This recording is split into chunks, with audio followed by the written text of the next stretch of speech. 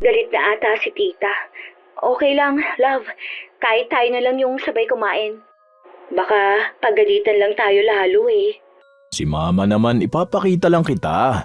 Ipapakita mo lang ako sa kasama mo para hindi ka pagdudahan.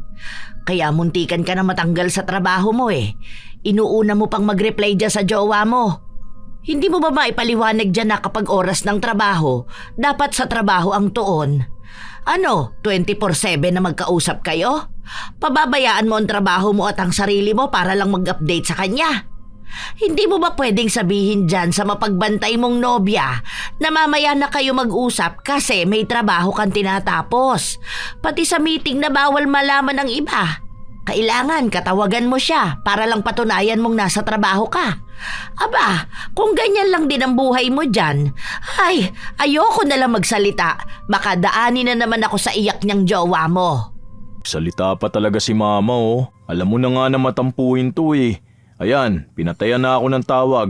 Susuyuin ko na naman to. Totoo naman ang sinabi ko. Kapag nawalan ka ng trabaho, ayun, sakto. Pwede mo na yan makausap kada minuto at segundo ng buhay mo. Baka naman kailangan hanggang panaginip mo babantayan ka pa rin nun.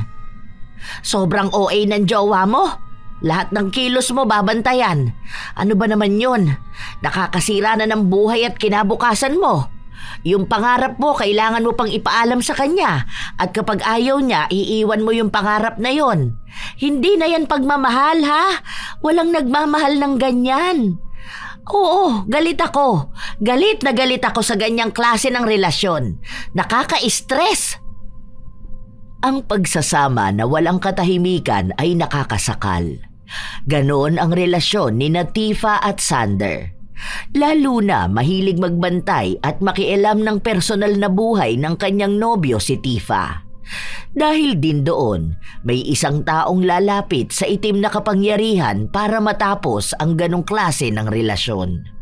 Ano kaya ang mangyayari at kahahantungan ng mapagbantay na nobya? Anong ginagawa mo, love? Tinitingnan ko lang kung sino yung nadagdag sa followers mo. Tapos may isa kang bagong friend. O sino na naman to? Bakit hindi mo ipinaalam sa akin? Yung bagong account lang yan ni Ira. Saan dito? Oh, sino naman tong malu na to? Di ko alam to. Hindi ko to kilala. Ibablock ko to. Si tita yan, nagpalit lang siya ng pangalan niya. Check mo yung profile niya. Wala naman nadagdag at nabawas dyan eh. Yung kay Ira lang na bago niyang account. Sa susunod ha, bago ka mag-accept ng friend request, sabihin mo muna sa akin kung sino yon. Tsaka kapag may nagpalit ng name nila, sabihan mo rin silang huwag magpalit ng pangalan sa Facebook dahil baka mablock ko talaga sila nang wala sa oras. Hindi ko naman alam kung sino ang magpapalit ng profile sa kanila, love. Sino tong pinusuan mo? Alin dyan? Itong picture ng babae sa binibining San Nicolas. Yung kay Sunshine yan, yung pinsan ko. Nagpapalike sila ng picture para sa voting ata dyan sa sinalihan niya. Dagdag na lang din ako sa bilang. Sa susunod ayoko ng ganito ha. Ayoko yung basta kagagawa ng hindi mo malang ipinapaalam sa akin. Wala naman akong tinatago eh. Ano bang kinakatakot mo? Ganyan ang sinasabi nila sa una pero ang totoo nun ang dami na pala ng ibang ginagawa. Basta, ano ang gusto ko, yun ang gagawin mo para walang problema sa relasyon nating dalawa. Sumasang-ayon na lang si Sander sa kanyang nobya dahil ayaw niya rin naman na magkagulo silang dalawa. Halos 2 taon na ang relasyon nila pero tila ba walang tiwala kay Sander ang nobya na si Tifa. Dahil lahat ng kilos, lahat ng gagawin niya, laging binabantayan. Kailangang ipaalam kahit na yung mga simpleng bagay lang.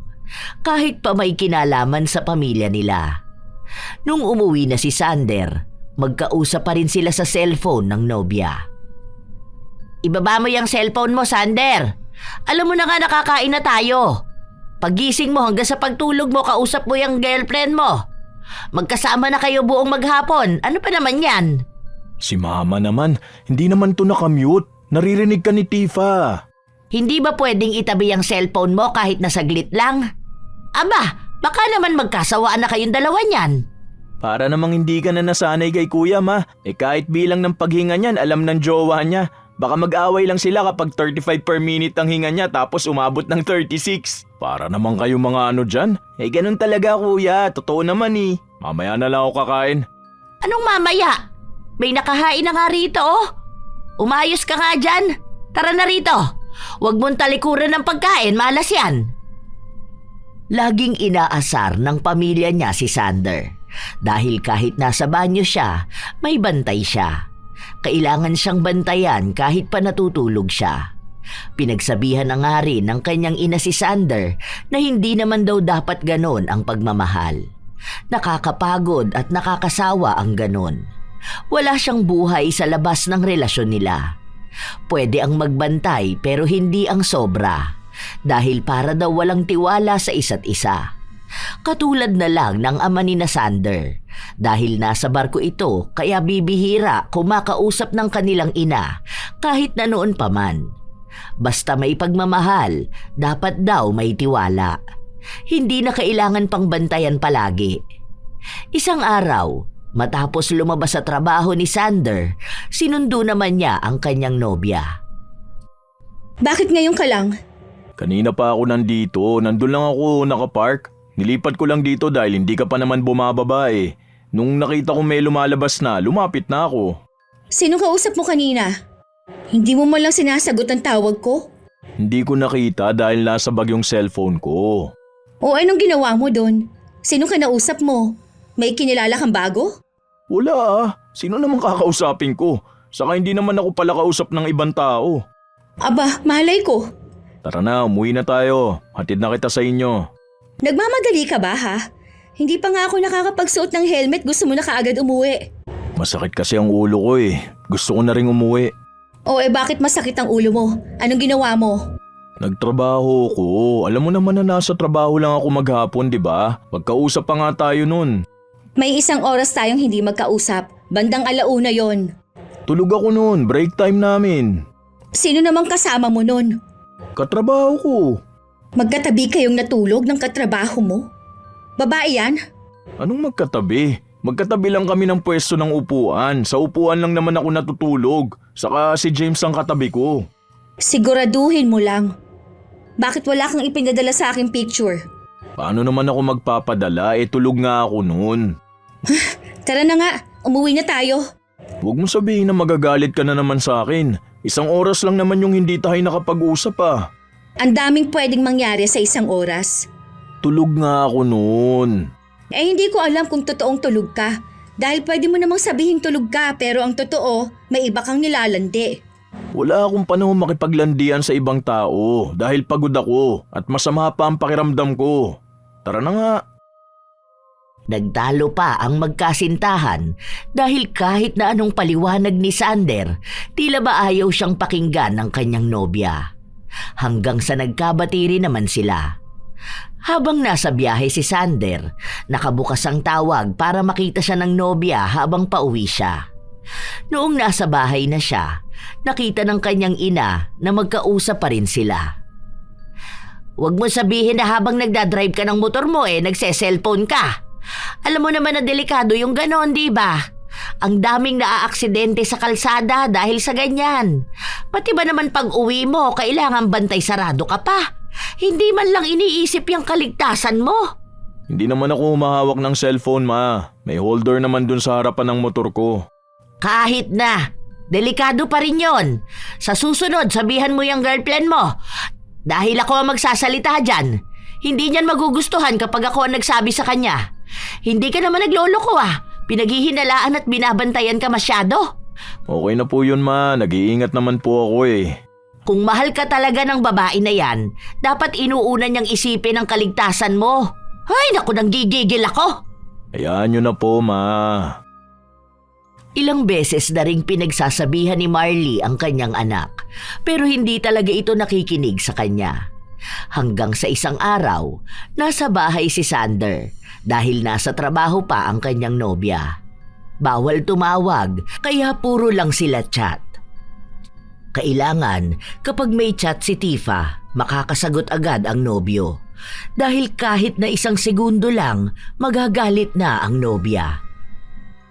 Hindi ka ba nagsasawa sa ganyan, kuya? Talagang umabot pa kayo ng 2 taon yan ha? Ang tibay mo naman. Hindi ko kaya yung ganyan. Kung ako yan, ako iniwan ko na yan. Bata ka pa kasi, hindi mo pa alam tong ganito. Tsaka hindi ka pa naman nagkakaroon ng girlfriend, no? Kahit na ba, yung girlfriend nga ni Kuya Anton, hindi naman katulad niya ni Ate Tifa. Ang bait nun. Kahit na busy sila sa trabaho, okay lang. Tapos hindi sila lagi magkausap at magkasama. May kanya-kanya silang buhay. Kapag gusto ni Kuya Anton lumabas kasama yung barkada niya, papaalam siya sa jowa niya. Kapag pinayagan siya, yun, bibigay lang daw siyang update. Pero hindi yung daig pang reporter. Kapag gusto ng jowa niyang lumabas kasama mga kaibigan niya, okay din kay Kuya Anton. Ganun lang din, bigayan ng update. Hinahayaan mag-enjoy. Yang sa'yo, di pa kayo kasal ha. Wala pa kayong anak, ganyan na. Kuya, may bala ka pa bang pakasalan yan? Gusto ko na nga magpakasal eh. Ilang taon na rin kami para magkaroon na rin ng anak. Ay naku, ayaw ni mama yung ganyan. Tignan mo, sabihin mo pa lang yan sa kanya, ayaw niya nang magkaroon ng manugang na ganyan ng ugali. Pinakikisamahan na lang niya si Ate Tifa dahil sa'yo eh. Baka naman kasi magbago na kapag naging mag-asawa na kami. Iba kasi yun eh. At least kasal na kami, di ba? Mapapanatag na yung loob niya. Hindi na niya iisipin na baka maghiwalay kami. Na baka iiwan ko siya. Alam mo kuya, duda talaga ako sa ganyan eh.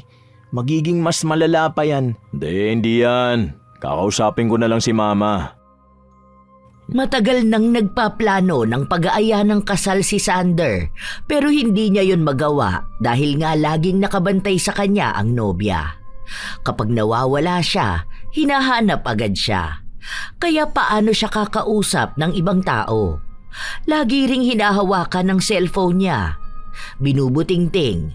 Sa ulado ang nababawas at nadadagdag sa mga kausap. Kahit na personal o kaya ay tungkol sa trabaho na usapan, binabasa yon ni Tifa. Walang kawala. Lahat dapat kalkulado at alam. Hanggang sa lumipas ang ilan pang mga araw. Magkasama ang dalawa dahil gumala sila. Habang nakaupo sila sa parke, hawak ni Tifa ang cellphone ng nobyo. Ano itong pinag-uusapan ninyo ni James? Sino tong Mika na binabanggit niya? Hindi niyo naman to katrabaho, di ba? O bakit nasa office ninyo? Oh, ano to? Lumapit pa pala sa table niyo. Tawang-tawa ka pa ha? Hindi naman babae yan si Mika. Si Charles yan. Kasi nagkatuwaan. Ang sabi niya kapag naging babae na siya, magiging si Mika na siya. Balak na raw niyang magpapalit ng kasarian. Next month yata ang punta niyang Thailand eh. Bakit hindi ko to alam? Hindi mo sinasabi sa akin. Hindi ko naman alam kung interesado ka sa ganyan eh. Kahit na, dapat lahat ng alam mo at nangyayari sa'yo, alam ko rin. Kung hindi ko pa nabasa itong chat na to, hindi ko pa malalaman. Paglilihim na rin yun. Nasabi ko na sa'yo noong nakaraan ha. Hindi mo lang natatandaan. Di sana inulit mong sabihin sa akin para hindi na ako nagtanong ng ganito. Di ba? Magiging trans na pala yung katrabaho mo tapos lapit pa ng lapit sa'yo. Tigilan mo to ha. Huwag mo na itong kakausapin. Barkada ko yan sa trabaho ko, hindi ko naman yan papatulan eh. Tsaka may asawa na yan. Nagpakasal sila sa ibang bansa. Wala akong pake. Ayoko sa kanya. Nung nakita ko siya noon, hindi ko siya ramdam. Ayoko sa aura niya. Katrabaho ko yan. Hindi mo ba maiiwasan kahit pasabihin na katrabaho mo ha? Hindi mo kaya? O baka dahil ayaw mo? Huwag mo naman pagdudahan pati mga kabarkada ko. Wala naman kaming ginagawang masama. O ito, ano tong pinasa sa'yo ni... bakit Japanese ang name nito sa Facebook? Sino to ha? Babae pa. Si Ella yan, yung classmate ko nung high school. Nag-send lang sa akin ang class picture namin. Nagtatanong kasi siya kung sasama ba ako sa reunion namin eh. Hindi ko pa ako alam. Mapabasa mo naman dyan eh. Magsasabi pa ako sa'yo. Kasi nga, isasama kita ron. Bakit hindi mo agad sinabi sa akin? Ngayon ko pa nga lang sasabihin pero naunahan mo na ako. Kailan ba to? Para makapag-live ako.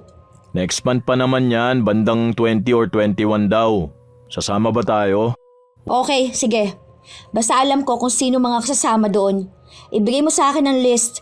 Kapag andoon yung ex mo, hindi na ako sasama. Wala naman yung sa Pilipinas eh. O paano mo nalaman? Hindi, naisip ko lang. Kasi nung naghiwalay kami noon, papunta na siyang Japan. Kaya malamang nasa Japan na yun. Kanino ka humihingi ng update sa kanya? Humihingi. Hindi naman ako nakikipag-usap sa iba kong mga kaibigan at naging kaklase ah. Alam mo naman kung sino lang nakakausap ko, di ba? Minsan nga ikaw na yung nagre-reply eh. Sinisigurado ko lang. Baka sa iba kayo nag-uusap. Saan naman? Maging email ko nga pinapakialaman mo. Tinitignan mo yung mga usapan dun kahit na boss at client lang naman namin. Pati working phone at email ko binubuksan mo na rin. Kaya wala naman ako may tatago sa'yo. Alam mo na lahat. Pwede namang makaisip ka ng paraan, di ba, kung paano ka magtatago sa akin? Alam mo, wala na akong may tatago sa'yo dahil pati pag-ihi ko alam mo kung kailan. Pati pagkuha ko ng tubig sa pantry. Kung ilang tinapay ang nakain ko, kung anong ulam ko, kung uminom ako ng juice, kung nagbanyo ba ako, ilang minuto ako sa banyo, ilang tissue na gamit ko. Lahat ng ginagawa ko, alam mo naman lahat yun, love eh. Kaya wag mo na akong pagdudahan sa mga ginagawa ko. Alam mo naman kasi ako, di ba? Babae ako. Hindi mo naman maaalis sa aming mga babae na mag-isip ng ganyan. Kami kasi, ang gusto naming mga babae yung ina-update kami. O yun naman ang ginagawa ko, di ba? Kahit anong oras ako natulog kasi nakikita mo naman yun. Magkukol tayo hanggang sa malobat na yung cellphone ko. Basta wag ka lang kasing lalaktaw ng update sa akin. Alam mo naman na yun ang kinaiinisan ko, di ba? Gusto ko alam kong lahat ng ginagawa mo. Hayaan mo, kapag naging mag-asawa na tayo, hindi na ako ganito. Kasi iisang bahay na lang ang titirahan natin eh. Mag-live-in na lang kaya tayo, no? Ano sa tingin mo? Ayoko naman ng ganun. Hindi ka pang live-in lang. Gusto ko yung papakasalan muna kita bago kita ibahay. Oo, kailan mo naman ako pakakasalan? Ako nang bahala dun ha. Di naman pwedeng sabihin ko agad sa'yo. Baka naman wala kang balak. Wala pa akong nakikitang ginagawa mo. Magiging surprise pa ba yun kung malalaman mo? Huwag mo nang isipin. Ako nang bahala dun ha. Lumipas ang ilan pang mga araw kung saan dumating ang ilang mga pagsubok sa kanilang samahan. Pero nanatili pa rin silang matatag. Kahit pamilya ni Sander, minsan ipapaalam niya pa sa nobya kung sasama siya. Isang beses pa, habang nasa palengke si Sander at ang kapatid niya, nakasalubong nila ang dating kasintahan ni Sander. Ngumiti lang ito sa kanya at hindi siya kinausap. Alam mo kuya, mas okay sana kung kayo na lang ni Ate Clea. May girlfriend ako, Kali. Ano bang sabi ko? Sana lang naman, di ba? Wish ko lang naman yun sa'yo eh, dahil mas mabait siya. Akala mo naman natatanda mo pa siya. Bata pa ako nun pero may isip naman ako nun kuya. Ang bait kaya ni Ate Clea. Ang saya nyo nga nun eh. Naalala ko pa, hindi siya kasama nun tapos umakyat kayo ng bundok ng mga pinsan natin. 2 araw yata kayo hindi nag-usap pero hindi naman siya galit sa'yo. Naghiwalay lang talaga kayo dahil kailangan niyang sumama sa parents niya pabalik ng Japan. Kung single pa siya, pwede pa kayo. Ganun talaga, iba-iba ang babae. Hindi porket iba si Clea, hindi na rin pwedeng mahalin si Tifa. Magkaiba naman yung pagmamahal ko sa kanilang dalawa eh. At sigurado na ako kay Tifa. Alam kong siya na talaga yung babaeng mamahalin ko habang buhay. Siya yung pakakasalan ko. Hindi mo sure. Pwede pang dumating ang isang araw na magbago ang ihip ng hangin kuya. Lalo na kapag napagod ka nakakaintindi sa kanya. Hindi naman kita hinihikayat na mag-cheat. Dahil ayoko rin naman magloko ka. Pero ang sinasabi ko lang, yung makawala ka dun sa babaeng baliw na baliw sa'yo. Hindi yan. Nagsabi naman si Tifa na magbabago rin siya kapag nakatira na kami sa isang bahay eh. Magbabago siya pero hindi yung magandang pagbabago, kundi yung mas malala na pagbabago. Saka mo sabihin sa akin yung ganyan kapag may jowa ka na ha. Hindi ka pa nga marunong manligaw eh. Maiintindihan mo lang ako kapag ikaw na yung nasa sitwasyon. Dahil nung mga oras na yon ay hindi nakapagbigay ng update ng ginagawa niya si Sander. Nagalit na agad ang kanyang nobya. Kung ano-ano nang pinagsasabi sa kanya. Mga bagay na hindi naman niya ginawa. Mga hinala na kung ano-ano. Kaya inabangan niya sa labas ng trabaho ang nobya para suyuin lang. Nung makita siya, hindi ito kumibo, ni hindi nagsalita. Malamig ang tingin sa kanya. Hindi ka ba naniniwala sa akin ang dami nga naming bitbit ni Kali? Sinabi ko naman sa'yo na bibili kami sa palengke at grocery na rin, di ba? May hawak yung mga kamay namin. Hindi naman ako makakapag-chat agad. Saka pag uwi ng bahay, nag-update naman ako sa'yo, di ba? Tapos hindi mo naman ako pinaniniwalaan. Ah, talaga ba? Ang tagal naman ng 1 oras ninyo sa labas. Wala yung isang oras dahil nagmamadali kaming umuwi noon. Kahit na itanong mo kay Kali, namalengke lang talaga kami. Isa pa yung kapatid mo na yon. Hindi naman sumasagot sa tawag. Parang hindi mo makausap ng maayos eh. O sige tara, sumama ka sa bahay para alam mo kung anong mga pinamili namin. Nandun yun, may resibo. Nandun yung araw at oras. Ayoko nga. Ayaw naman sa akin ng mama mo. Akala mo ba hindi ko ramdam yon? Kapag nandun ako, wala siyang ibang ginawa kundi ang magkulong sa kwarto ninyo. Tapos dadaanan niya lang ako. Tsaka akala mo ba hindi ko naririnig ang usapan ninyo? Yung sinasabi niya sa akin na bakit lagi na lang kitang binabantayan? Alam mo naman yun si mama parang hindi ka naman nasanay sa kanya. Yun na nga. 2 taon na tayo. Pero parang lagi pa rin mainit ang dugo niya sa akin. Inaano ba kita? Inaalagaan din naman kita, di ba? Pinababayaan ba kita? Ano bang ginagawa kong mali sa'yo? Niloloko ba kita? Nakita ba nilang pakawala akong babae? Kung yung parents ko nga tanggap ka eh. Mabait yun si mama, ang ayaw niya lang yung parang bantay sarado ko. Hindi kasi siya ganun kay papa Iba-iba naman ang pamamaraan ng mga babae, di ba? Hindi naman porket okay sa kanya yung ganun na hindi sila madalas nakikita o nag-uusap ng papa mo, okay na rin sa akin. Paano? Sila, kasal na sila. Tayo hindi pa. Kung ganun din naman na kasal na tayo, alam ko na may hawak na ako. May karapatan na ako. Hayaan mo na lang si mama, ganun lang talaga siya. Hindi na alam ni Sander ang gagawin niya. Ayaw niya rin naman magsalita ng hindi maganda tungkol sa kanyang ina, lalo na kung may kinalaman yon sa kung paano pakialaman ang relasyon nila. Hindi talaga sa pamamaraan na pinakikialaman at ang daming pinagbabawal sa kanila. Maluwag naman si Marley sa relasyon ng kanyang mga anak. Nakikisama siya ng maayos sa mga kasintahan ng mga ito. Ang ayaw niya lang ay yun bang pagmamando na para bang wala ng karapatan ng anak niyang mabuhay at gawin ang gusto nito. Yun ang hindi maintindihan ni Tifa. Kaya ang lagi niyang iniisip ay mas gusto ni Marley ang dating kasintahan ni Sander. Ilang araw pa ang lumipas, walang nagbabago sa relasyon ng dalawa. Nagiging mas mahigpit pa nga si Tifa. Isang araw, nasa bahay si Sander. Wala siyang katawagan kaya nakakanood siya ng telebisyon. Oh, himala, hindi nanonood sa'yo yung jowa mo. Kulang na lang kabitan ka ng CCTV para alam kung anong ginagawa mo. Nasa meeting sila, bawal sila mag-cellphone doon, ma. Hindi na ba talaga magbabago ang ugali ng jowa mo? Hindi ka ba napapagod? Mahal ko po siya, ma. Kaya nagtitiis kang mawalan siya ng respeto sa'yo. Kaya ang ginagawa mo hinahayaan siyang tapakan ng pagkatao mo. Grabe ka naman, ma. Hindi naman pagtapak ng pagkatao ko yung ginagawa ni Tifa. Pagtapak pa rin niya ng pagkatao mo, anak. Lalo na kung ninanakaw niya sa'yo yung saya na dapat meron ka. Yung saya na hindi lang nakapalibot sa kanya.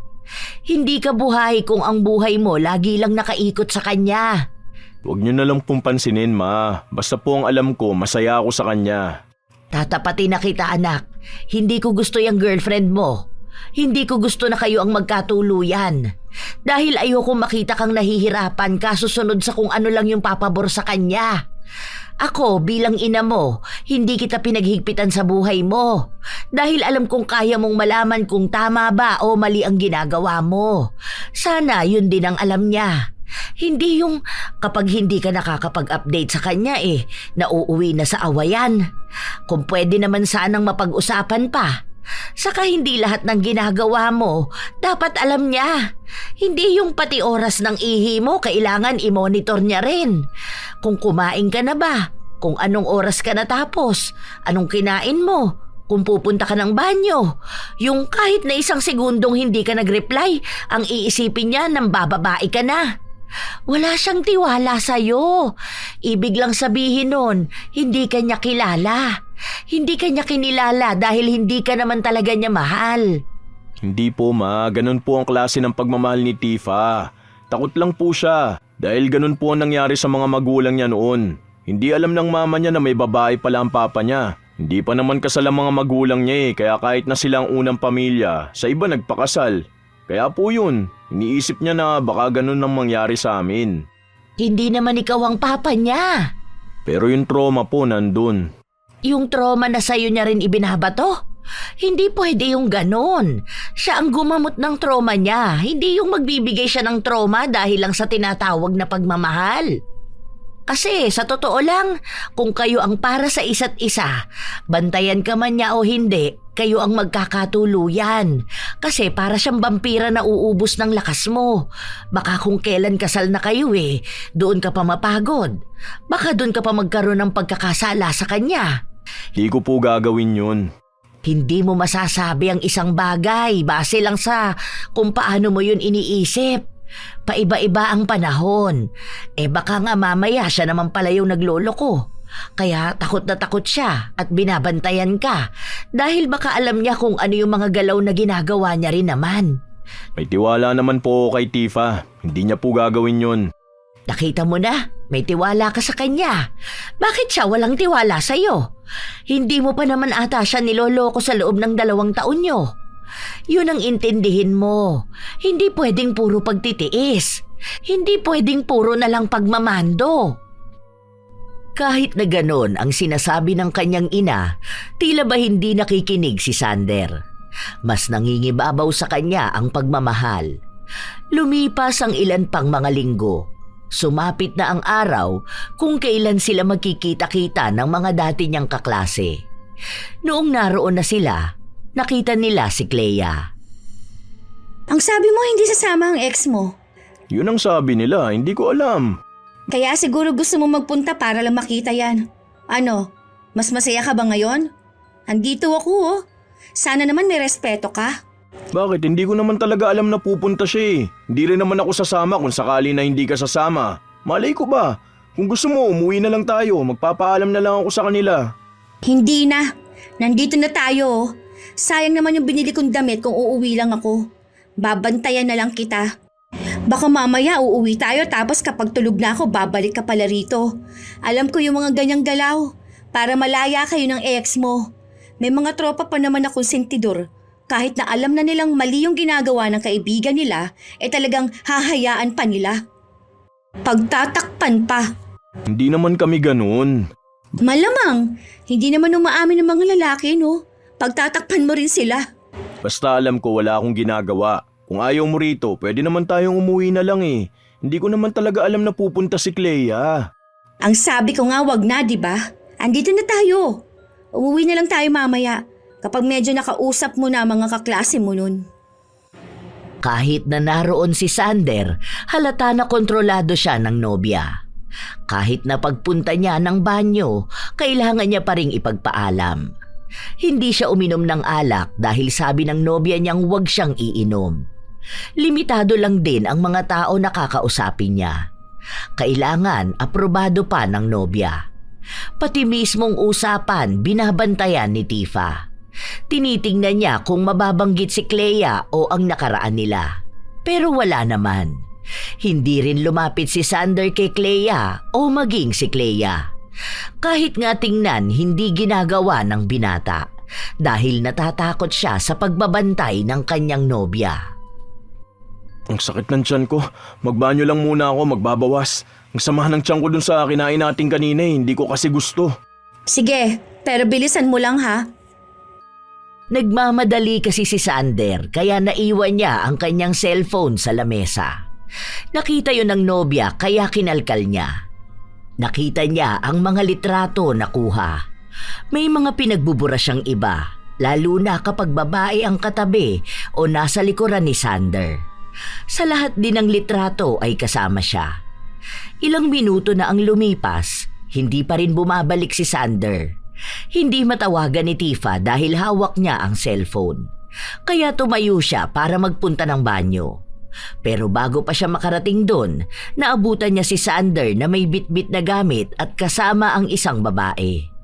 Parang bagong dating. Nag-init agad ang dugo ni Tifa nung makita niya yon. Nais na niyang mang-away pero hindi niya magawa dahil nahihiya rin siya sa ibang tao. Noong nailapag na ni Sander ang gamit, lumapit siya sa nobya. Kaya naman palang tagal mo.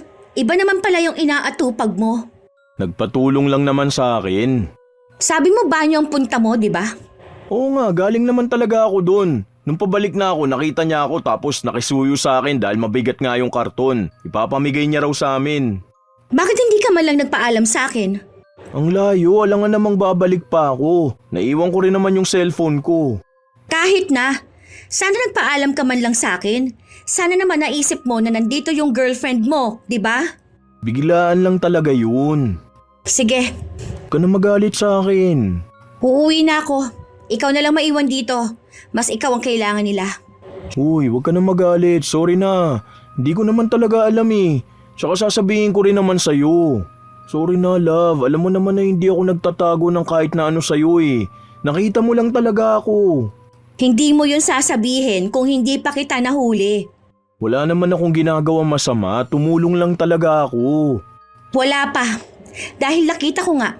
Kung hindi ko nakita yon, baka kung ano nang ginawa ninyo. Saka may asawa na yung tao. Alangan naman na lalandiin ko pa yun. Hindi naman ako ganong klase ng tao. Tingnan mo na.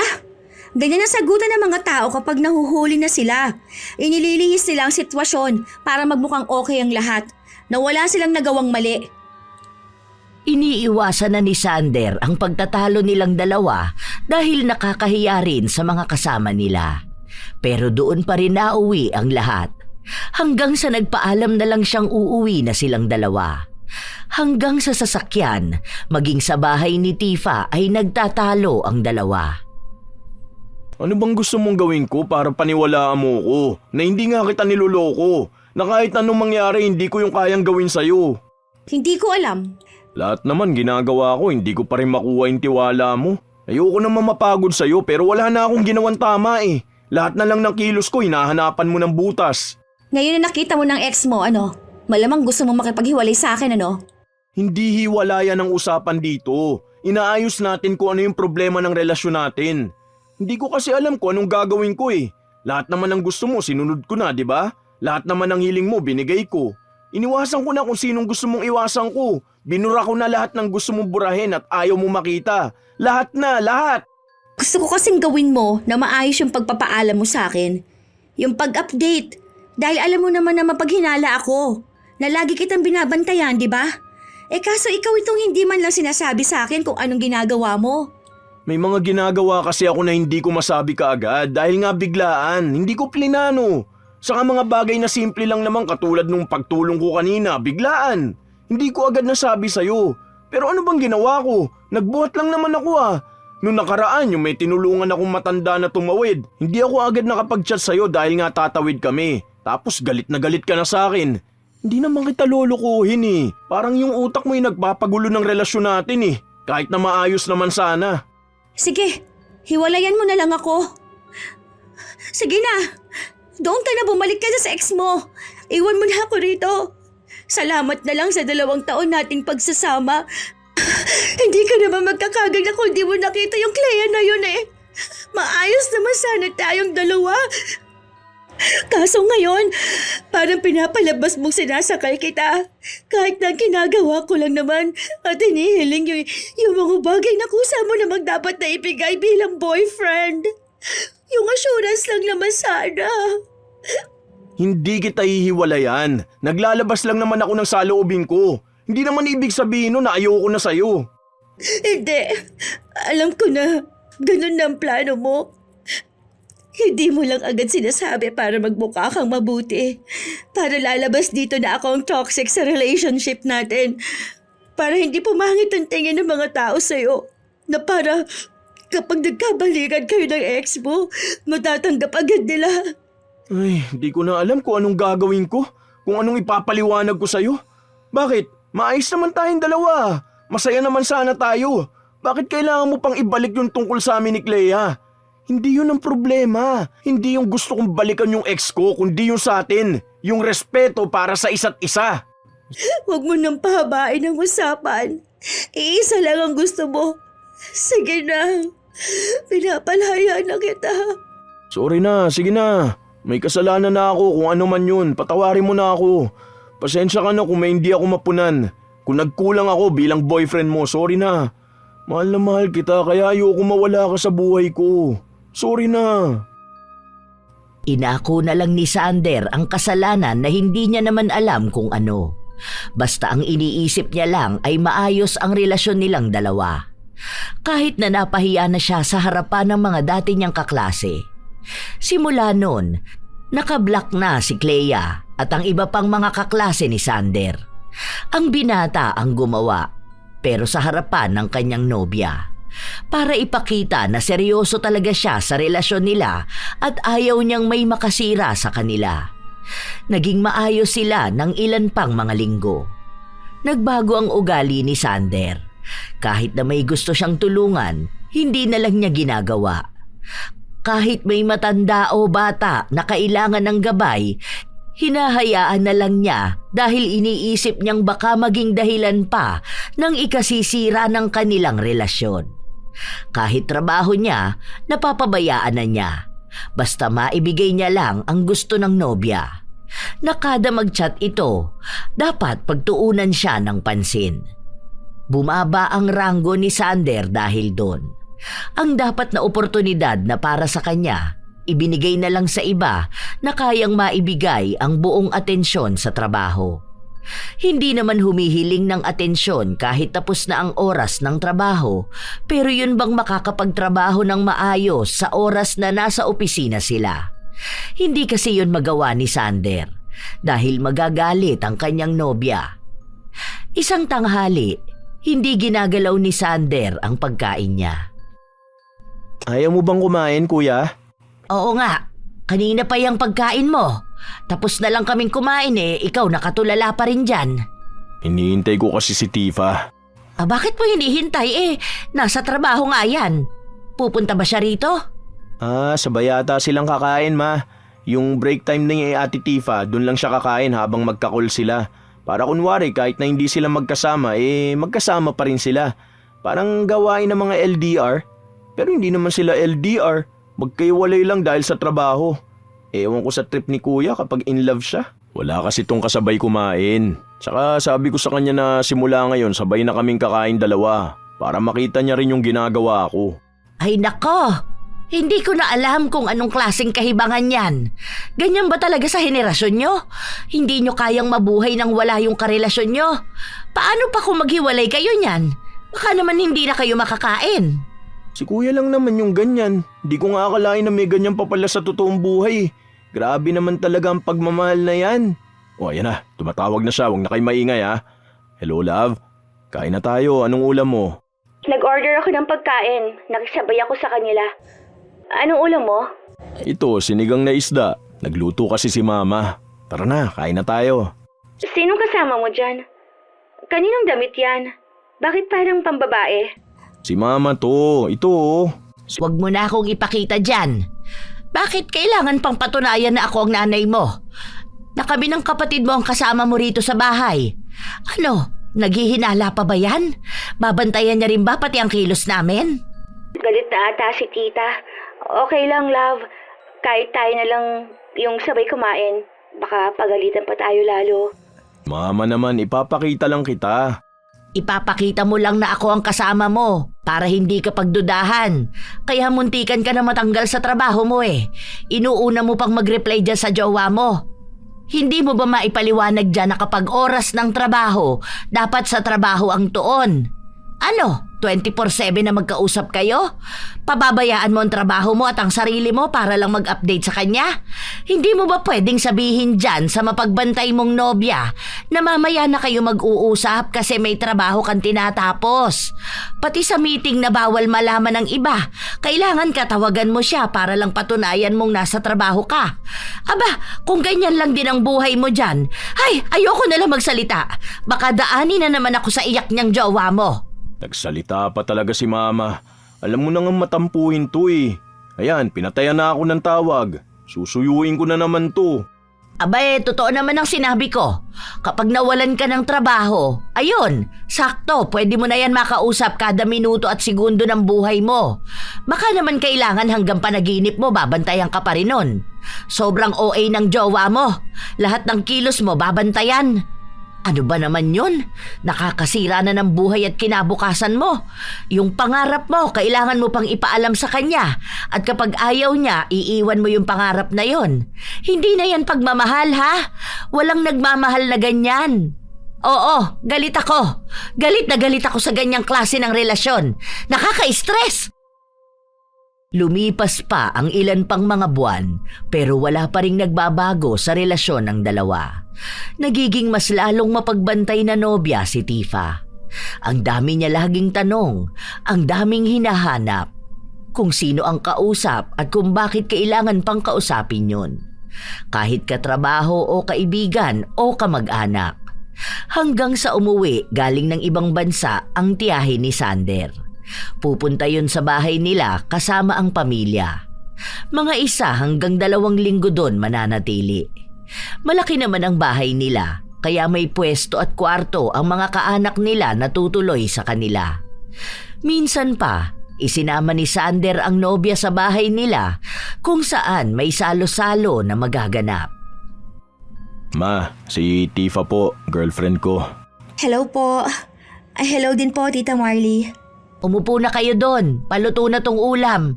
Saka sabihin mo pala kay Kali, ilabas na yung tubig. Kanina ko pa yun inuutos sa kanya. Tapos maglagay ng hindi malamig na tubig dahil hindi umiinom ng malamig ang tita nyo. Bilisan nyo na, anong oras na? Gutom na ang mga tao. Tulungan na kita dyan, ma. Ay, hindi na, kaya ko na to. Ang asikasuhin mo doon yung jowa mo. Nakikisama na lang si Marley sa nobya ng anak dahil nga sa ayaw niya ring mapahiya ang pamilya nila. Baka isipin ng mga kamag-anak nila na nag-aaway-away na sila. Hindi rin naman magandang tingnan na may pagtatalo sa araw dapat na puro lang masaya. Habang kumakain ang lahat, may mga kwentuhan at tawanan. Hanggang sa inanunsyo nga ni Sander ang magandang balita para sa kanila. Ikakasal na po kami. Nagbabala kami na magpakasal sa July. Pero kung sakali po baka mas mapaaga pa namin. Pero July talaga ang una namin na pag-usapan. 3 months na lang pala, kuya. Ang bilis naman. Sa simbahan ba? May nakita na ba kayong simbahan nun? Hindi pala makakapunta si Papa nun kung sakali, no? Hindi niya pa rin ata nakikita si Ate Tifa eh. So, call lang? Oo nga, saan naman kayo magpapakasal? Ang usapan po namin na civil wedding lang po muna. Tapos saka na po kami sa simbahan kapag nakaipon na po kami ng pera. Limitado lang din po sana ang bisita namin. Alam na ng pamilya mo yan? Hindi pa po. Ipapaalam pa lang po namin kapag nakauwi kami sa amin. Hinihintay lang po namin si Papa. Tsaka yung kay Papa naman po, baka kapag uwi niya doon na lang sa simbahan. Gaano na kayo kasigurado sa isa't isa? Ang bilis ng desisyon nyo. Sobrang sigurado na po. Mahal po namin ang isa't isa. Tsaka bumubuo na po kami ng plano para po sa pamilya namin. Sigurado na po kami para po kami sa isa't isa. Tsaka gusto na rin kasi namin magsama. Gusto na po naming bumuo ng pamilya na pangarap naming dalawa. Dapat ang pagsasama nyo yung talagang sigurado na kayo.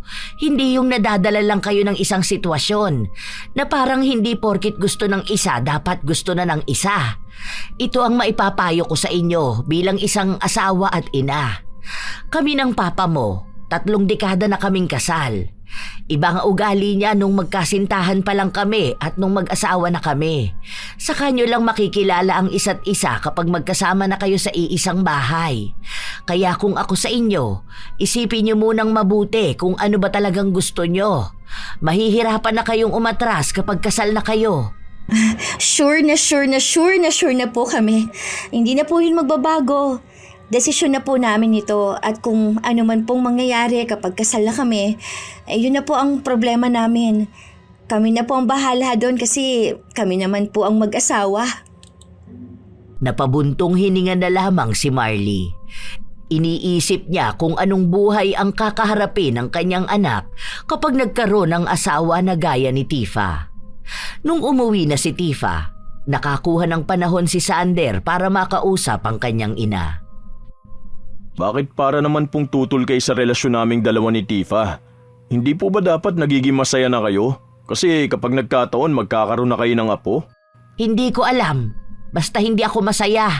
Alam mo na yon kung bakit. Dahil na naman po ba sa pagiging mapagbantay niya? Yung kailangan lahat ng gagawin ko alam niya? Napag-usapan na po namin yun.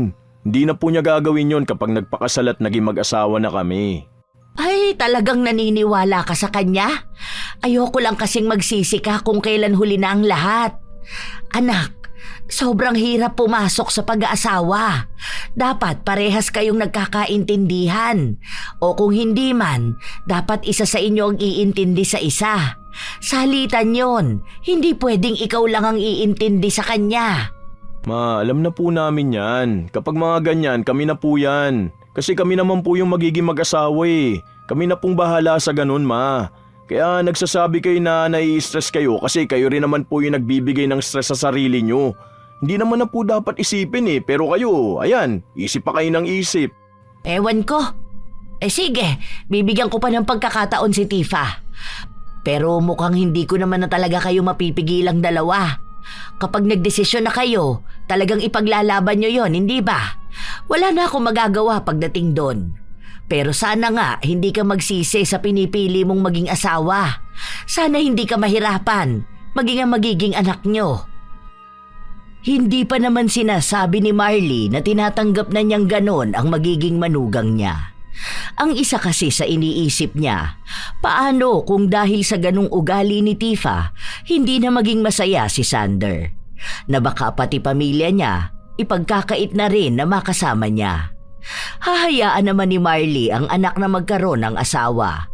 Pero minsan, iniisip niya na sana ibang babae na lang ang mapapangasawa ng anak. Yung babae na may tiwala at yung babae na hindi praning pagdating sa pakikihalubilo ni Sander sa ibang tao. Iniisip niya kasi na walang mangyayari sa relasyon nilang dalawa kung ang gusto lang ni Tifa sa kanila lang iikot ang buhay ni Sander. Maraming bagay na makakaligtaan ang binata. Hanggang sa hindi niya namamalayan na tumanda na lang siyang malungkot at takot sa buhay. Ilang araw pa ang lumipas, naging abala ang magkasintahan.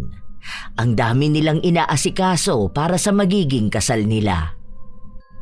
Mga ilang kaya ang iimbitahan natin? May nakausap na ako, may 50 pack sila rito. Para namang ang dami niyan. Bakit? Ang dami kaya nating pamilya at kaibigan. Isasama ba natin yung mga yon? Bakit? Ayaw mo ba?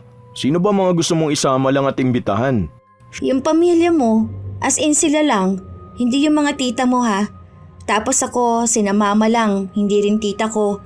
Tapos yung isa kong kaibigan. Ikaw, wala ka namang kaibigan. Sure ka ba? Mga nasa 15 katao lang ay isasama natin? Oo, ayoko na marami pang iba. Baka kung sino-sino pang kausapin mo dun. Baka kung sino pang pakinggan mo. Saka na lang yung iba kapag simbahan na. Yung mga tita natin, yung ibang katrabaho. Pero ipaalam mo muna sa akin ha kung sino yung iimbitahan mong iba bukod sa pamilya mo. Yung tropa ko kaya si Patrick, sakto kasi na pauwi na yun ng Pilipinas. Hindi ko naman kilala kung sino yun. Bakit ko yun papayagan? Hindi mo siya pinakilala sa akin. Baka mamaya may kung ano pang sabihin yun sa'yo eh. Madalas pa naman sa mga lalaki na kaibigan kung ano-anong sulsol ang ginagawa. Pinakilala ko na sa si Patrick, di ba? Yung kababata ko kako. May picture kami nun sa bahay, pinakita ko sa'yo. Kaso nasa ibang bansa siya nagtatrabaho. Pero babalik siya ngayon. Mga 1 taon daw muna siyang bakasyon dito sa Pinas. Kikilalanin ko muna yon bago ko imbitahan sa kasal natin. Basta lahat ng gusto mong isama, dapat kilala ko na. Hindi yung base lang sa kwento mo o sa picture. Hanggat hindi ko kilala, hindi pwedeng makapasok sa buhay natin.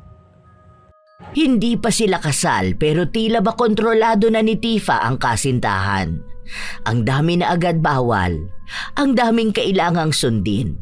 Pero hindi na yon pinapansin ni Sander dahil para sa kanya, parte yon ng pagmamahalan nila.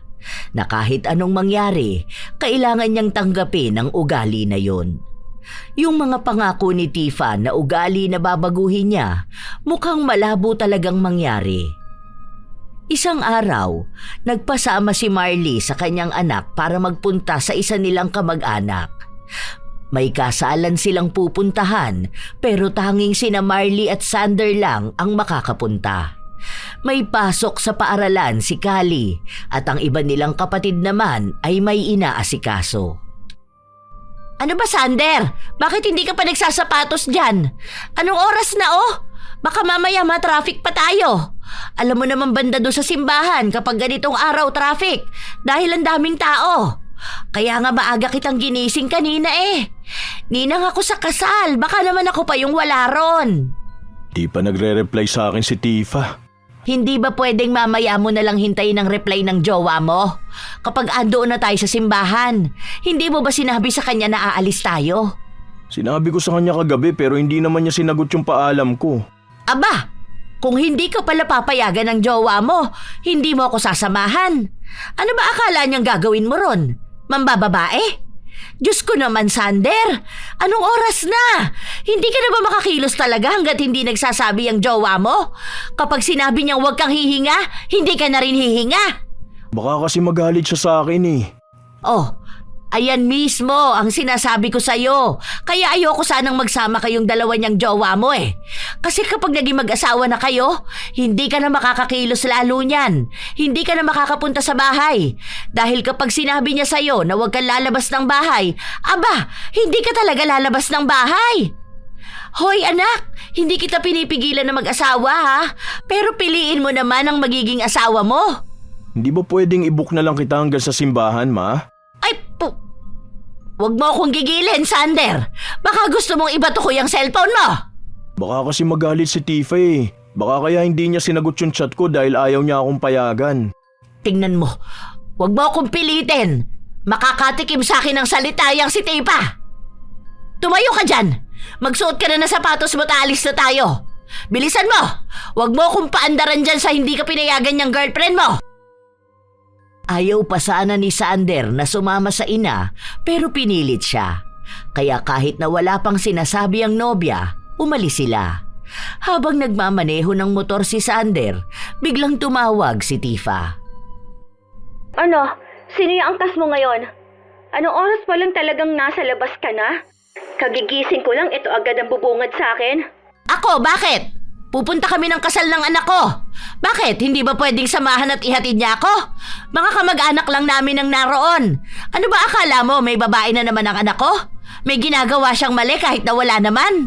Ma, wag na. Anong wag na?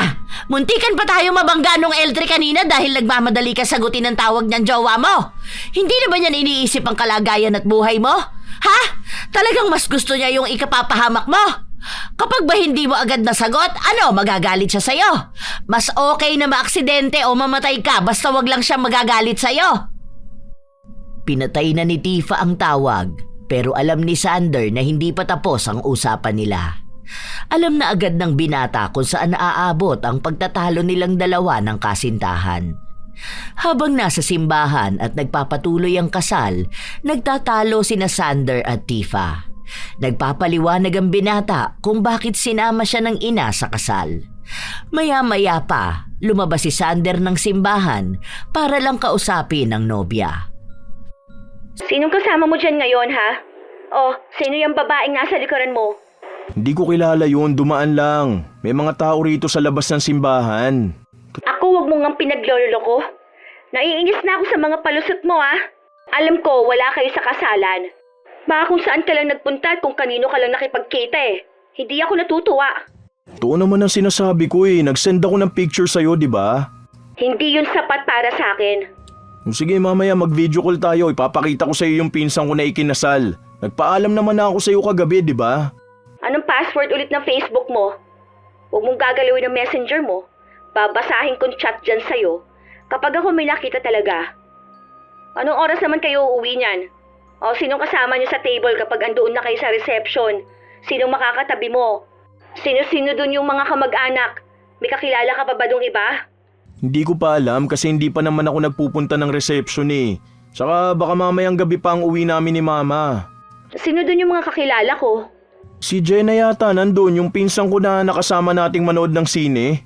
Bukod pa dun, isend mo nga sa akin yung listahan ng mga impitado, yung address ng venue. Oo, sige, mamaya na lang. Anong ginagawa mo ngayon? Ha? Nasa simbahan nga ako, nasa labas nga. Kaya naririnig mo naman na ang daming sasakyan na dumaraan. Nasaan yung motor mo? Nandun sa may kabila. Patingin ako. Teka lang. Tanong mo sa mama mo kung mga anong oras kayo makakauwi. Para makita ko kung mga anong oras ka nga niyan makakauwi sa inyo. Yung tamang oras ang sabihin mo sa akin, ha? Kasi tatawagan talaga kita. Gusto ko malaman kung talagang aalis ka na at kung ganong oras ka talaga makakauwi sa inyo. Sabi niya kanina baka mga 5 PM uuwi na kami dahil baka matraffic kami. Pero hindi ko pa alam kung ganong oras ba. Nandiyan kasi yung mga kamag-anak namin eh. Yung iba ngayon na lang ulit nakita ni mama kaya baka magtagal pa siya rito. Kakausapin ko muna. Nandun pa sila sa loob. Mga anong oras nasa bahay ka na nun kung sakali man na 5 PM ka nga aalis dyan? Sabihan mo na kasi si mama mo na sumabay na sa'yo. Kung hindi siya sasabay, baka naman pwedeng i-book mo na lang siya. Kaya siguro naman, may iba kayong kamag-anak na pwedeng maghatid, di ba? Kung hindi traffic, mga 5:30 nasa bahay na kami. Kung 5 nga ang alis ha. Bandang 5:30 tatawag ako sa'yo. Dapat nasa bahay ka na. Kapag hindi traffic ha, hindi ko alam ngayon kung traffic eh. Wala akong pake. Basta kailangan kapag tumawag ako sa'yo, nasa bahay ka na. Wala nang palusot yan. Update mo ko. Send ka ng picture ng mga tao doon. Huwag kang tumabi sa hindi mo kamag-anak. Ang gusto ko detalyadong lahat ha. Sinasabi ko sa'yo, kahit na wala ako dyan, malalaman ko pa rin kung anong ginagawa mo. Kung niloloko mo ako, lalabas pa rin ang katotohanan. Sumasakit na ang ulo ni Sander. Hindi siya mapakali. Hindi siya nakikipag-usap maging sa mga kamag-anak niya dahil tutok siya sa pakikipag-usap sa kanyang nobya. At sa pagpapatunay na wala nga siyang ibang ginagawang masama. Hanggang sa napansin na siya ng ilan sa mga kaanak nila, kaya si Marley ang tinanong. Hindi na lang sinagot ng ginang dahil ayaw na niyang malaman pa ng iba kung paano naging masalimuot ang buhay ng anak niya sa piling ng nobya. Maya-maya pa, panay ang tanong ni Sander sa kanyang ina kung anong oras ba sila uuwi. Lapit na mag-5 ma, uwi na tayo. Paalam ka na sa kanila. Mamaya na, ano ka ba? Anong oras pa lang naman oh? Maaga pa. Pwede naman 7:00 na lang tayo umuwi. Bakit ba nagmamadali ka? Sabihin mo mamaya na tayo uuwi. Mauna na lang pala ako umuwi. Sabay ka na lang kina tito ha? Aba, ang batang to, iniwan talaga ako. Nagmamadali masyado. Hindi na mapakali si Sander. Maya-maya lang din ay tumatawag ang kanyang nobya. Sinabi niya na pauwi na siya, kaya inurasan siya kung anong oras dapat nasa bahay na siya. Kinakabahan pa nga ang binata hanggang sa na-traffic siya. May prosesyon, hindi niya alam kung gaano pa kahaba ang magiging traffic. Kaya ang ginawa niya, sumingit siya, pumasok pa siya sa isang eskinita. Maya-maya, tumatawag na naman si Tifa. Nung sasagutin na niya, nagulat si Sander sa malakas na busina. Hindi niya napansin ang truck na papalapit sa kanya. Mabilis ang mga pangyayari. Nabangga siya pero mabuti na lang ay hindi siya napuruhan. Tumagilid siya kung saan motor niya lang ang nasagasaan at nadurog. Pero mukhang may bali ang paa niya. Hindi siya makatayo. Ang mga tao na nakakita sa kanya, hindi siya hinayaan na gumalaw. Durog din ang cellphone niya kaya hindi niya nasagot ang tawag ng nobya. Mabuti na lang may isang taga roon na kilala ang kamag-anak niya. Noong nasa ospital siya, agad na nagpunta ang kanyang ina at ang ibang kamag-anak nila. Diyos ko naman, Sander! Ano bang ginagawa mo sa buhay mo, ha? Nagpapakamatay ka ba talaga? Yung motor mo, durog na durog. Kinilabutan ako. Paano na lang kung napasama ka doon? Hindi ka na makakaabot ng ospital. Doon pa lang, patay ka na. Ma, tawagan mo nga si Tifa. Sabihin mo nasa ospital ako. Wala ka mo akong cellphone. Baka galit na yun sa akin dahil sabi niya dapat 5:30 nasa bahay na ako eh. Baka tumatawag yun sa akin. At talagang mas iniintindi mo pa yung galit ng jowa mo kaysa sa buhay mo? Ayan, kaya muntikan ka ng mamatay kakahabol mo ng oras. Ito ang sinasabi ko kaya ayokong maging asawa mo yung babae na yon. Maaga ka talagang mamamatay sa kanya. Dahil mas iniintindi niya kung nagloloko ka ba kaysa kung buhay ka pa. Hindi ko tatawagan yon. Bahala ka sa buhay mo. Sasabihan ko siya mamaya kapag nalaman ko kung pwede ka nang umuwi. Tinotoo nga ni Marley ang sinabi niyang hindi niya tatawagan si Tifa. Hinayaan niya na kung ano ang isipin nun.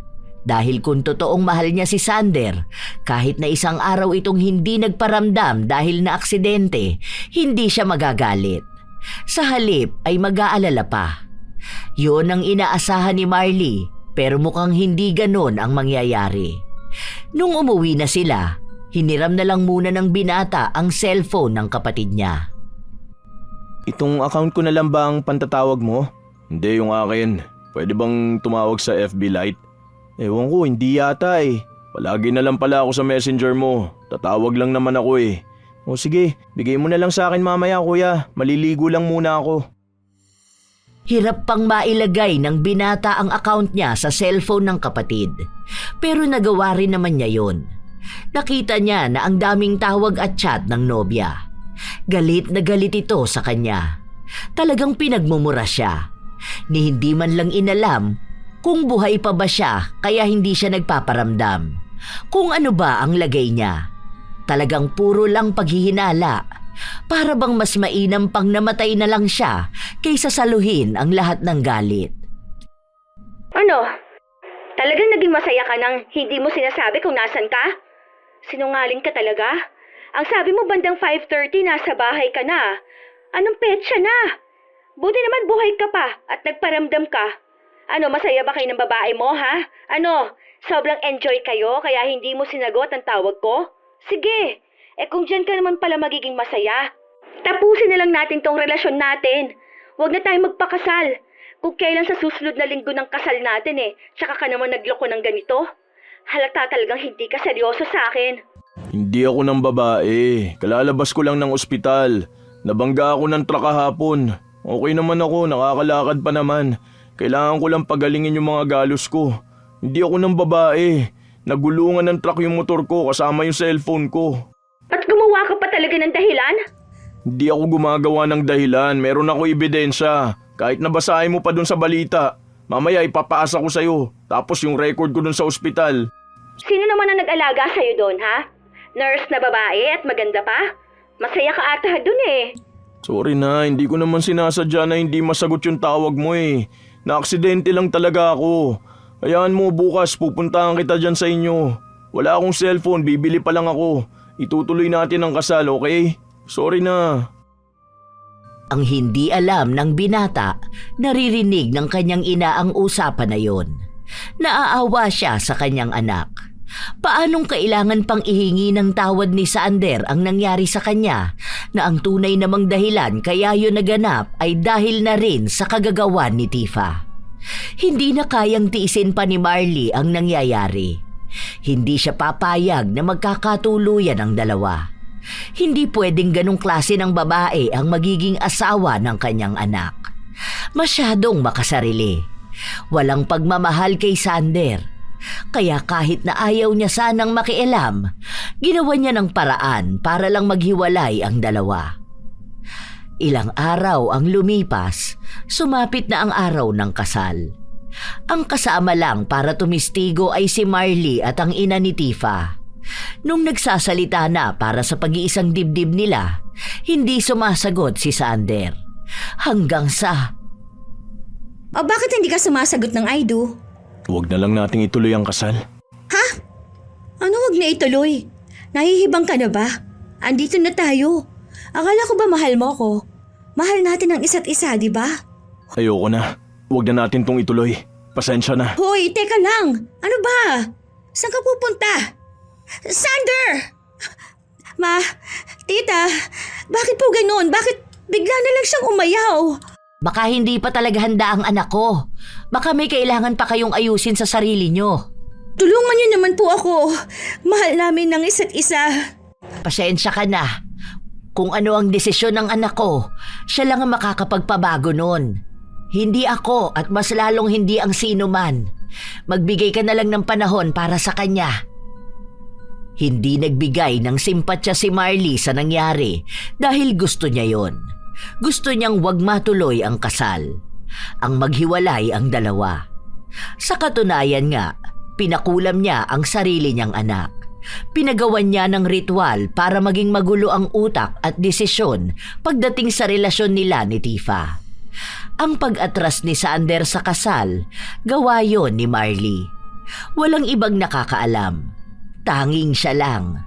Wala rin naman siyang balak na ipaalam sa kahit na sino. Gusto niya lang palabasin na kaya nangyari yon ay may napagtanto ang kanyang anak. Mukhang epektibo naman yon. Naging maugong nga lang ang usapin tungkol doon. Sa mga kamag-anak at mga kaibigan nila. Isang beses pa, sinubukan ni Tifa na kausapin si Sander. Wala na ba talaga tayo? Hindi mo na ba gustong subukan pa ulit? Baka naman may pagmamahal ka pa sa akin. Mahal pa kita. Siguro, hindi ko alam eh. Basta ang alam ko sa ngayon, gusto ko ng kalayaan. Gusto ko mabuhay. Naghahangad ako ng panahon para maging malaya. Alam mo yun, yung mga bagay na wala ako nung taon na nakakulong ako sa mga gusto mo. Hindi ba kapag mahal mo ang isang tao, dapat tanggap mo kung anong mga gusto niya? Sinabi ko na sa'yo na naguguluhan ako, hindi ko alam. Nito ko lang naramdaman na nasasakal ako sa mga ginagawa mo sa akin. Hawak mo ako sa liig, hindi ako makahinga. Wala akong ibang alam gawin kundi yung gusto mo lang. Gusto kong makilala yung sarili ko bilang ako. Hindi bilang isang tao na ginawa mo para lang sa gusto mo. Kasi ako minahal kita kung ano at sino ka, pero ako, binago mo ko. Hindi ko na makilala kung sino ako. Gusto ko ng pagmamahal na may tiwala. Yung may pagmamahal. Yung ramdam ko ang pagmamahal. Hindi yung ako lang ang nagmamahal. Sige, subukan na lang ulit natin. Gawin na lang natin kung ano yung gusto mo. Pangako, hindi na kita pipigilan kung hindi naman kailangan. Pangako rin na ipakikita ko sa'yo na may tiwala ako sa'yo. Sigurado ka ba? Oo, isang beses pa. Naguguluhan na ang binata. Hindi niya alam kung tama na ba o pwede pa. Kaya kinausap niya ang kanyang ina. Hindi naman siya pinigilan ni Marley. Kung ano ang sa tingin mo, pwede mong subukan sa huling pagkakataon. Kapag nakita natin na may pagbabago, baka nga mahal ka niya, natakot lang siya. Pero kung walang pagbabago, baka tama na. Kasi hanggang may chance na binibigay, walang pagbabago Baka uubusin lang din ng emosyon mo. Alam mo ba, Ma? Nung ilang araw na hindi kami magkasama, hindi kami nag-uusap, nahirapan ako. Pero alam niyo po yung ang saya, ang gaan. Parang nakikita ko ulit yung purpose ko sa mundo, na ito yung ako. Yung buhay ako dahil buhay ako, hindi dahil gusto kong maging sunod-sunuran lang. Yan yung sinasabi ko sa'yo. Dapat sa pagmamahal mayroong ganyang pakiramdam. Para kahit na mahirap ang pagmamahal, may kapayapaan, meron kang pahingahan. Dahil dapat ang pagmamahal may tiwala. Hindi lang sa kapareha mo, kundi maging sa sarili mo. Kaya kung tingin mo pwede pang magbago si Tifa, bigyan mo ng huling pagkakataon. Kung hindi na siya magbabago, tama na. Masakit yan pero mas payapa kapag napunta ka sa tamang tao. Kahit na may halo ng kulam ang damdamin at isipan ni Sander, pwede pa rin siyang magdesisyon. Hanggang sa nagkaroon ulit sila ng ugnayan ni Tifa. Pero hindi na ganon kabigat ang pagmamahal na nararamdaman niya. Hindi na ito katulad ng dati na handa niyang sundin ang lahat, kahit na mali na. Akala nila maayos na. Pero isang buwan lang ang nakalipas, bumalik na naman sa dating ugali si Tifa. Sino yung kasama mo kahapon? Akin na nga cellphone mo. Sabi ko na nga ba tama ang kutob ko. May bago kang kinakausap. Sino to ha? Bago mong babae? Ano tong pinag-uusapan ninyong pupunta kayo ng Tagaytay? Niloloko mo ko? Si Mama yan, bakit hindi mo tignan yung profile niya? Bakit hindi mo basahin lahat ng usapan namin? Oh, bakit pupunta kayo ng Tagaytay? Nagpaalam ka na ba sa akin ha? Para sa birthday niya. Pumayag ako? Alam mo, tama na to. Ayoko na. Nakikipaghiwalay ka na naman sa akin? Ayan, kasi nga, naloloko mo ko. Tama nga na wala nang patutunguhan tong pagsasama nating dalawa. Pagod na ako. Ayoko na. Yan lang ang sasabihin mo sa akin. Napapagod din naman ako Pero hindi naman ako sumuko. Mas pagod ako. Naubos ko na lahat ng pasensya at pag-unawa ko na kaya ko ibigay sa'yo. Kaya pasensya ka na. Pero ito na yung huling beses na maghihiwalay tayo. Dahil hindi na tayo magkakabalikan ulit. Hindi ko pinangarap na mabuhay sa ganitong pagmamahalan. Hindi ko gustong hanggang sa ganito lang ako. Gusto ko yung pagmamahal na may tiwala. Gusto ko yung pagmamahal na pahinga ko kapag pagod na ako. Hindi yung pagod na ako sa buhay ko, wala pa akong karapatan na huminga. Dahil sakal na ako. Sige, kung makikipaghiwalay ka sa akin, siguraduhin mong hindi ka hahabol sa akin. Hindi na rin ako makikipagbalikan sa'yo. Sige, mas malinaw na to naging usapan nating dalawa na hindi na talaga tayo babalik sa kung ano tayo. Parehas na tayong bumitaw. Tingin mo ba, makakahanap ka pa ng babaeng gaya ko? Makakakita ka pa ba ng babae na tatanggapin at mamahalin ka? Sa pagiging mamas boy mo? Hindi ko alam. Basta ang alam ko sa ngayon, sarili ko naman muna ang pipiliin ko. Mas mahal ko ang sarili ko. Bakla ka ba? Dapat ang tunay na lalaki handang magsakripisyo at mahirapan. Premyo kami. Kaya dapat handa kang lumaban. Kung premyo ang mga babae ng pakikipaglaban, sana makakuha ako ng premyo na mamahalin din yung lumaban para sa kanya. Ayoko na ng maraming usapan. Bakla na ako sa paningin mo. Pero gusto kong makahanap ng totoong pagmamahal. Totoong babae na alam niya ang halaga niya para hindi niya ipinagkakait sa akin yung sarili kong halaga. Huwag ka na sana makapag-asawa. Sana makahanap ka ng lalaki na kayang tumbasan yung mga naibibigay ko. Yung higit sa akin dahil yun ang kailangan mo. Sana makita mo yung taong kahit na nasasakal na, handa ka pa ring mahalin. Dahil hindi na ako yun. Hindi mo na sa akin makikita yung ganon. Pasensya ka na. Galit na galit si Tifa. Sinusubukan niyang magsalita ng mga bagay na sinasabi niya noon sa binata. Na kapag binanggit niya, babalik at magmamakaawa sa kanya ang nobyo. Pero sa pagkakataon na yon, hindi na. Tinalikuran siya ni Sander. Ni hindi siya nilingon. Pinabayaan siyang nagagalit dahil buo na sa kalooban ng binata na iwan ang ganong sitwasyon. Mas nangingibabaw na sa kanya ang tulong ng kulam na huwag makaramdam ng sakit at pagmamahal kay Tifa. Alam na rin naman ni Marley na hindi na magtatagumpay kahit pa magkabalikan ang dalawa. Dahil ang kulam sa kanila, panghabang buhay na. Ibig sabihin, darating talaga ang araw na maghihiwalay sila ng tuluyan. At yun na nga ang araw na yun. Isang araw, umuwi si Sander sa bahay nila. Hindi mawari kung malungkot ba siya. Nakapagluto na ako ng pagkain, nak. Sabay ka na sa amin. Oo nga kuya, para naman hindi ka nakatulala dyan, di ba? Tara na, ito pa naman yung paborito mong pagkain. Ano bang problema kuya? Tara, usap tayo. Bili akong alak. He, anong alak pinagsasasabi mong bata ka? Joke lang naman, Nay. Baka kasi gusto lang ni kuya ng kausap eh. Pinapatawa ko lang naman siya. Hindi na kami okay ni Tifa. Yun lang pala eh. Ayoko na. Hindi na kami magkakabalikan nun. Di mabuti naman. Tara pala, kain na tayo kuya. Okay lang yan, nak. Ganun talaga ang buhay. Hindi pa naman huli ang lahat sa'yo eh. Bata ka pa naman. Enjoy mo na lang muna sa ngayon. Malay mo, dumating na rin yung babae na tama para sa'yo. Minsan talaga may mga minamahal tayong hindi natin nakakatuluyan. Nagiging parte na lang ng alaala at aral sa atin. Katulad niyan, aral sa'yo na hindi lahat ng pagbabantay at paghihigpit ay tunay na pagmamahal. O tara na, kain na tayo. Hindi maipaliwanag kung may lungkot, pero maaaring meron nga.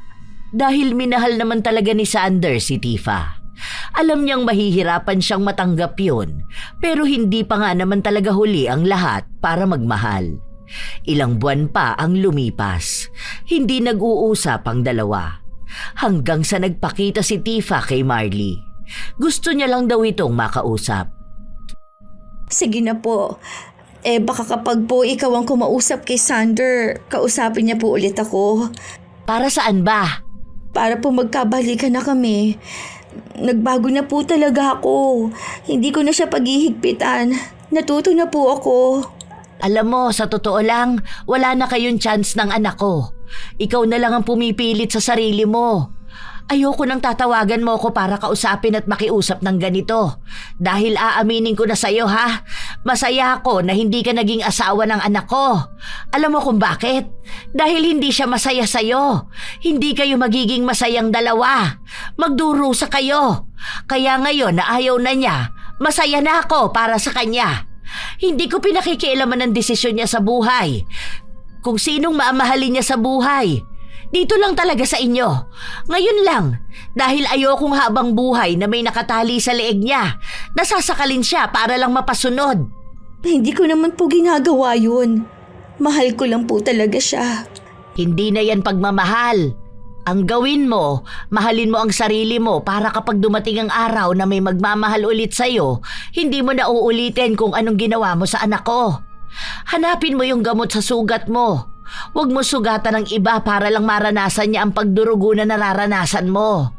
Nagbago naman na po talaga ako eh. Pangako. Totoo na po ito. Makikita niyo po.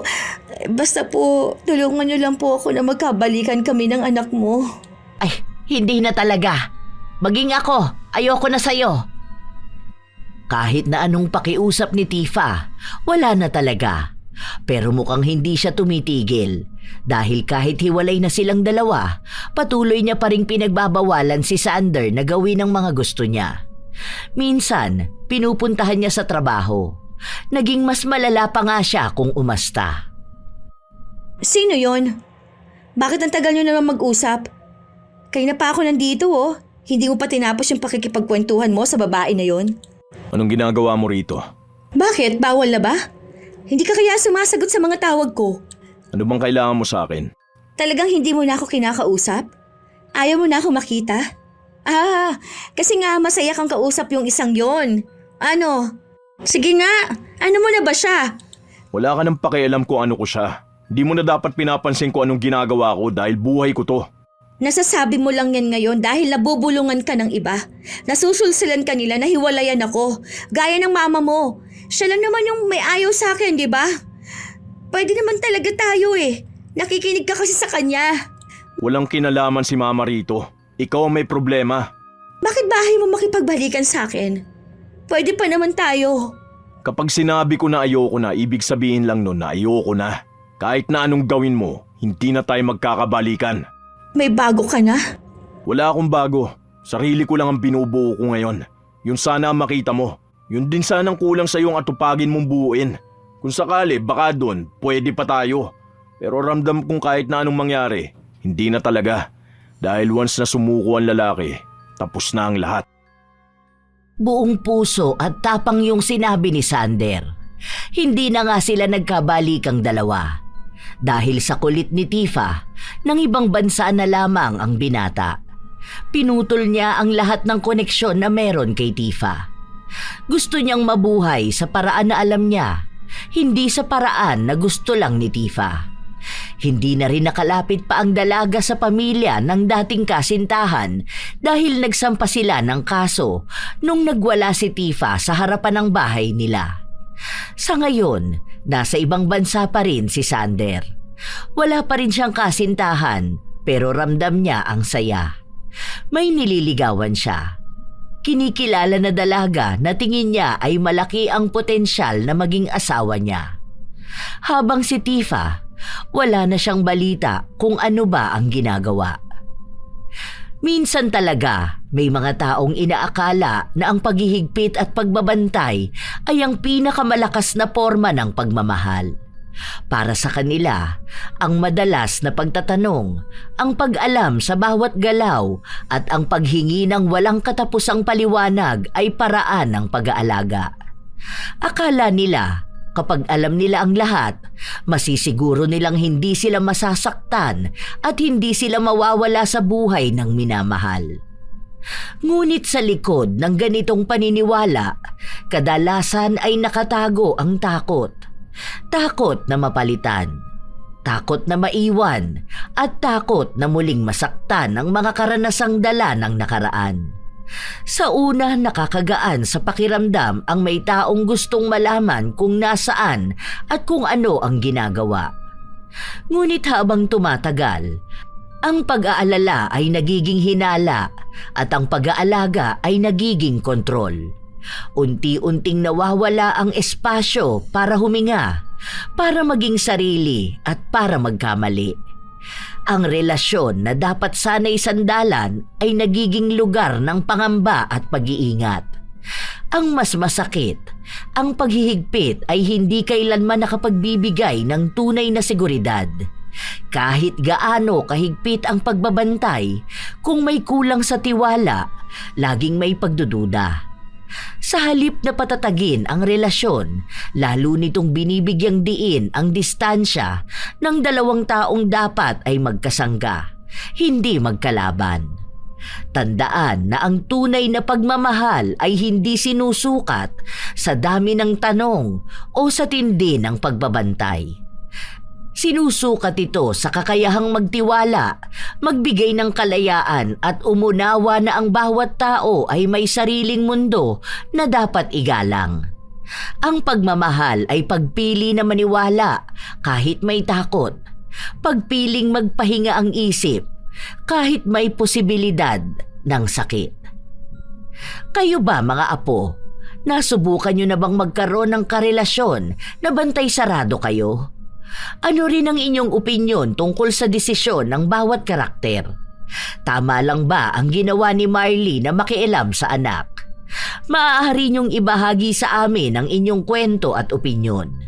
Naway nakapaghatid ito ng magandang aral sa inyo.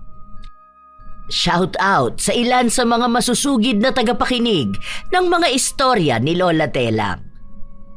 Marisa Espiritu, Jerwin Galot, Beth Lisa, Lerma Royo, Kayla Camille Olpindo, Shiana Vlog, Helen Grace, Jessa Joy Lozada from Iloilo City, Ray Galedo at sa Galedo family ng Cabuyao, Laguna, Regine Pelipas from Calaba, Abra, Sara Bulaon, Riz Magante, Vince Ocampo, Joy ng Bahrain, Nancy de los Santos, Arian Alea, Sidney Crosswind at sa kanyang anak na si Christine Lane Bandoho, Supladang Pasaway, Lovely Rose Roa at Princess Rain Roa Alawami, Kimpoy Feliciano, Hazel Fiesta, Marie the Lightworker, Gia Gigi,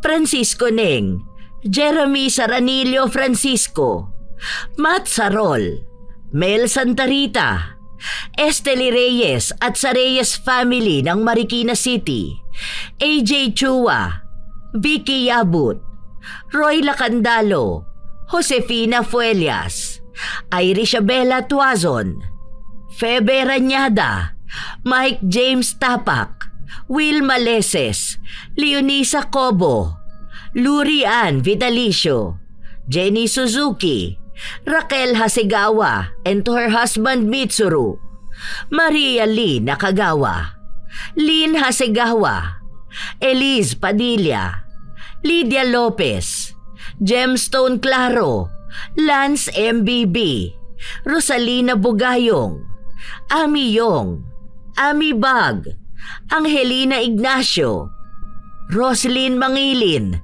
Cherry May Libiran, Robert Crimen, Razon Yao, Mil Rose Demate, Jaime Constantino, Jennifer Makasinag, Alma Naong, Pureza Tagiwalo, Rachel Whitney, Toto Orteo, Chef M, Ronald Belza Bahado, Lainey Soverano, Liza Infante. Shout out din kina Enda, Liza, Delia, Dan, Marifel, Miriam, Nampot ng Binyan, Laguna. Ito ang inyong Lola Telang at maraming salamat sa palagi ninyong pakikinig mga apo.